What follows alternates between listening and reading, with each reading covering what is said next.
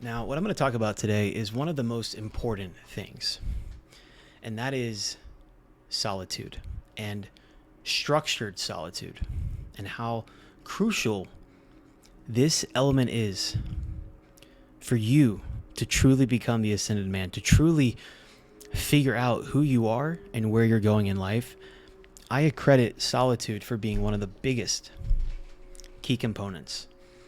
Now, what is solitude? Solitude is spending time alone without any noise. It's being able to just sit in your own energy, in your presence, and to just think about your life, man. Now, I'm not saying you just sit around and think about your life all day long without taking any action, but it's so crucial. And having structured solitude to figure out what doesn't serve you anymore in your life, what people, places, things, habits don't align with me. I can't tell you. I mean, I've literally been able to figure out my toxic behavior patterns from past relationships years ago from spending time in solitude. Actually, it was back in 2017. I was working an overnight security job when I was in school full time. And it was from 11 p.m. to 7 a.m. And I had a lot of time naturally in my thoughts to process my life. And I was thinking about one failed relationship after the next. And of course, this kind of just happened with my life, with my work. But it's where I truly discovered the value in it.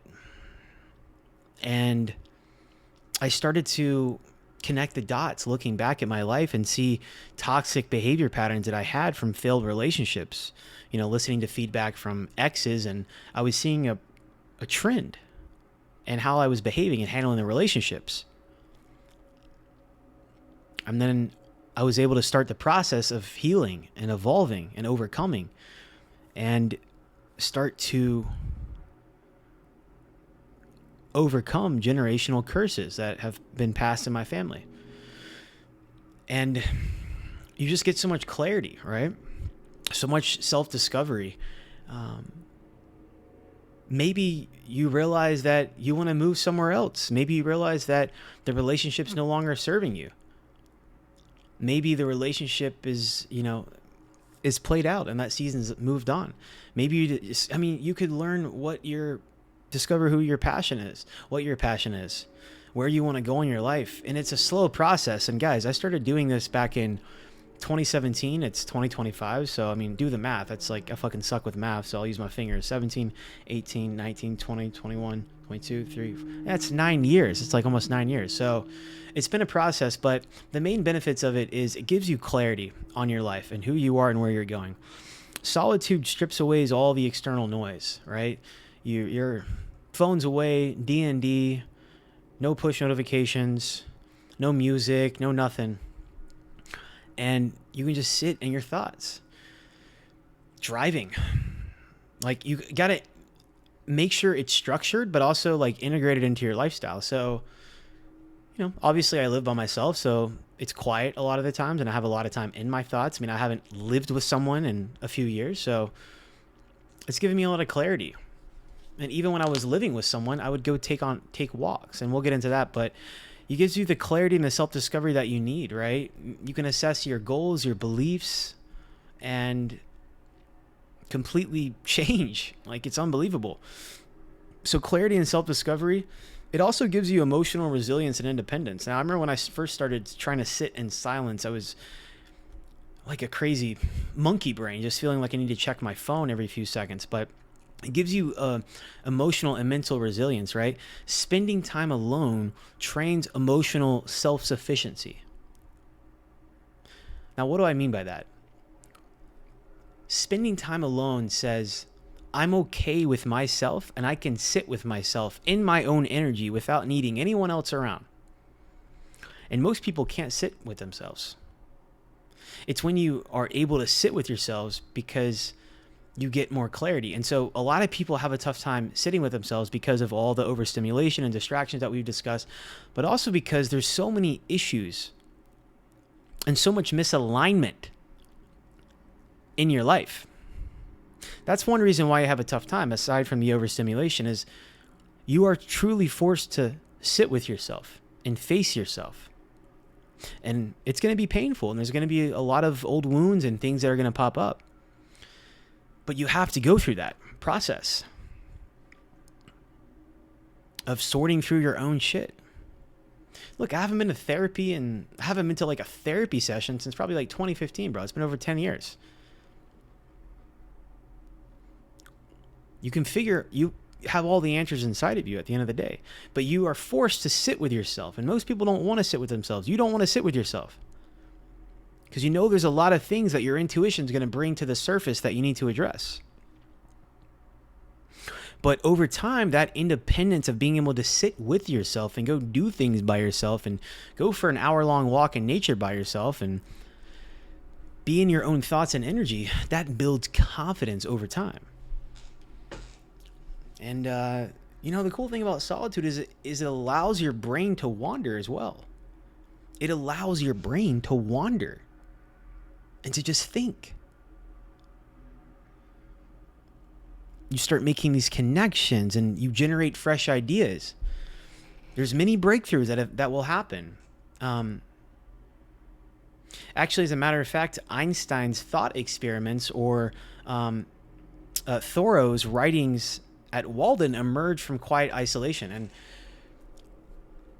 it was in quiet isolation and solitude that I realized that I needed to overcome these vices, the vaping, the porn. I realized that certain friendships no longer served in this season of my life. I realized that I needed to move away. I realized that I needed to go take a solo adventure to Washington for a mountain biking trip. That I needed to move to a new city. That I needed to start YouTube. It's where I discovered the Ascended Man, how this came about. Actually, the idea of the Ascended Man came from God, technically, but God is, the divine. It's your inner voice, your inner compass. And a lot of the times that voice is very faint. Most often it's a whisper. And the only way you can really hear that whisper is to remove the distractions, the overstimulation, and to be in your own thoughts because you have the answers inside of you. The North Star that you seek is your inner compass, and that inner compass, your intuition, the authentic voice of God, the divine, whatever you want to call it. It's the same thing. It's only in those times that you can truly hear. Now, the Stoics taught that external events are beyond our control. And solitude helps you master your inner world. So this is how this is all connected. It helps you master your inner world, that you can connect more with your intuition, build that internal confidence, and connecting with that internal world, right? And it helps a lot with anxiety. So does meditation, by the way. But realizing that, you know what? This is out of my control. The dating market's tough. The job market's tough. I want my person. I want the right job. Solitude enables you to sort through all that and to make peace with yourself and to realize that we must let go of that which we cannot control. It brings you so much peace into your life. There's always going to be stress and pressure. But so many people struggle with anxiety because they don't really get the clarity that is inside of them, by the way. The clarity you seek is inside of you. You have to get rid of the noise and be in solitude. Now, tactical steps for you, bro.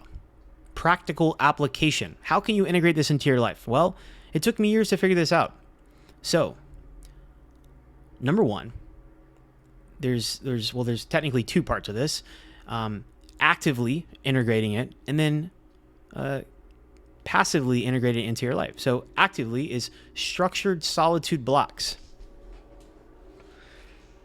First thing in the morning, for the first 20 minutes of your day, as soon as you wake, sitting in your thoughts, first 20 minutes, gratitude, get out your journal and just list at least 10 things that you are grateful for. And whatever thoughts come to your mind. I have a journal that sits on my coffee table next to my book. Okay? First thing in the morning. And the reason first thing in the morning is because we're so spiritually connected to the divine, the higher power, whatever you want to call it, right? We're so spiritually connected because we come out of a sleep, a dream state, into awakened state. And I've actually got a lot of my downloads from the universe, from the divine, upon waking. And I'm really usually tapped in, and usually those thoughts, I'll give you an example.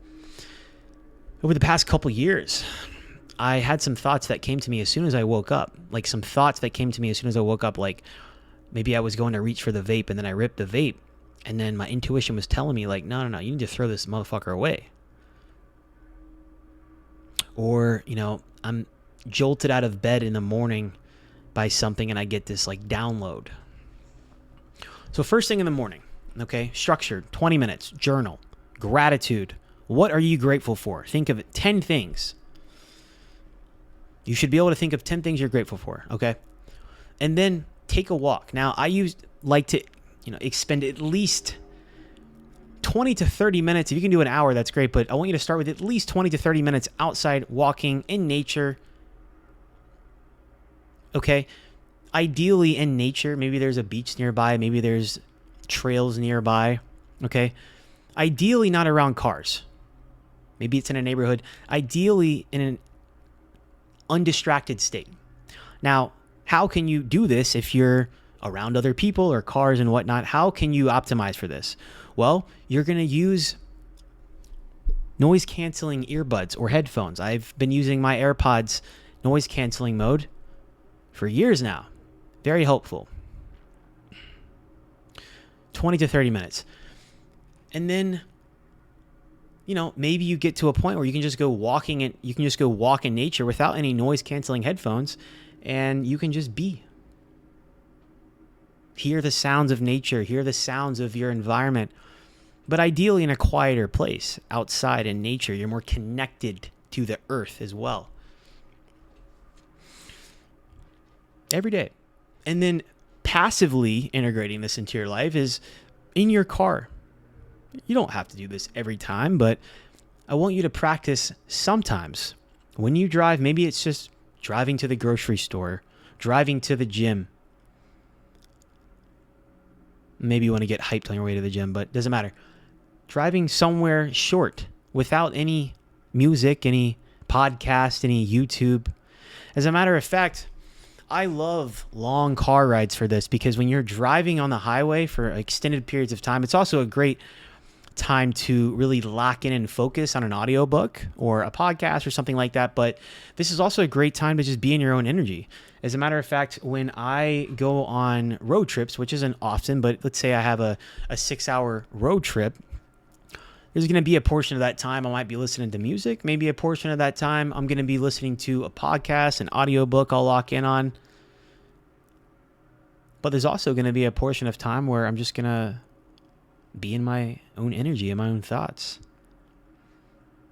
So hopefully this helps you, but I want you to schedule this in practical application. And as we will refine your daily workflow and schedule together, I want you to sort where you're going to do this. You're going to put it in the morning, 20 minutes. You're going to structure a walk sometime during the day. So that's all I got for you guys today. And I'll catch you guys in the next one.